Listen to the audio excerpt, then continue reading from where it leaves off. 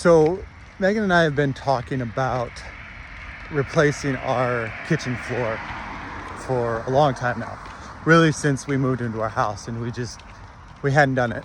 We had done other updates, small updates around our house, and just didn't do our kitchen floor. Well, finally made the decision to do it, and it's going to be a do-it-yourself type thing. Not do-it-yourself type thing. It is definitely a do-it-yourself type thing. So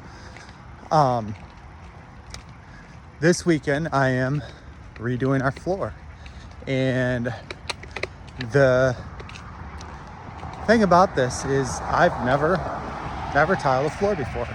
We bought flooring this week. I have a friend that's going to come over and help that has done some stuff in his own house, but I've never done it before. He's done it like twice, and that's it. So we're making this decision to go ahead and do our floor this weekend, which is cool. But like I said, I've never done it before, so I don't have the experience in doing it. The problem with this is I didn't do a whole lot of research into how to actually do it. So actual steps of what's needed, what's necessary to get this done. So we get the flooring, we get stuff that they're telling us to get at Lowe's, and as I'm asking questions with my friend, he's like, "Oh, you're gonna need this and this and this too." I was like, "Oh, okay." Didn't realize that. So I start doing a little bit of research on YouTube, and I start watching videos, some do-it-yourself videos of some professionals. And this is a multi-layered thing that is not done overnight. Like, this is going to be a 3-4 day process to do, and I didn't realize it until yesterday. What's the problem? Well, I was stressed out of my mind yesterday morning, so I was short with the kids, short with my wife, and just I was frustrated because I had to work as well, and I didn't want to work, especially as much as I did work yesterday. So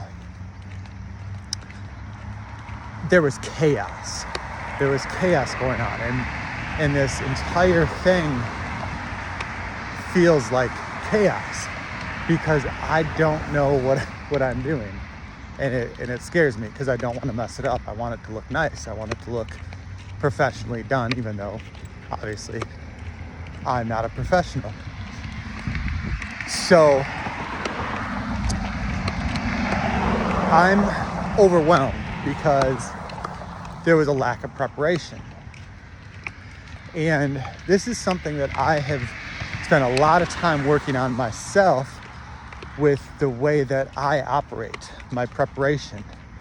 Because a lot of what happened in my life was chaos. It was chaotic. There was no real direction, no real instructions and steps that I had to take to do what I wanted in terms of my fitness, my faith, my family, and my finances. Just chaos. Everything was chaos all the time.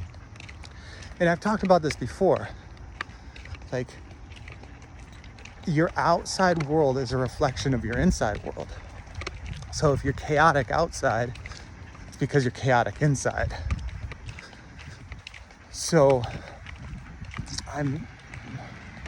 this is another example of me doing reactive stuff, not doing research, and not planning. And this happens a lot, guys. This happens a lot in a lot of people's lives. Typically, the ones that are very successful are the ones that have structure. They don't have chaos. They don't lack that structure and the step-by-step details. They're operating off from plans, specific plans, and they're not just doing things reactively. Like, we've been talking about doing the floor for a long time, but actually taking that step to do the floor has now become reactive. It's become reactive. I became reactive, and my days have not been planned out, which for me is chaos. For me, it's overwhelming. And this happens often, very, very often in men, especially entrepreneurs, especially people that are trying to build more. They want to do it, they have this vision and they have this idea, but they don't have the structure. They don't have the step-by-steps on what has to actually happen. They don't know all of the pieces to the puzzle because they haven't done what they've had to do. So for me, I had to slow down a little bit. I had to figure out what has to happen to get this done, what I need to get this done, and then create a plan based around what has to get done. When you can slow yourself down and you can be the calm in the middle of the storm, that's when the chaos goes away. So for you, I want you to think about other ways in your life that are chaotic. What is it on the outside of your life that is chaos that you need to look inside and figure out how to control that chaos? Look inside, let me know below where that chaos is.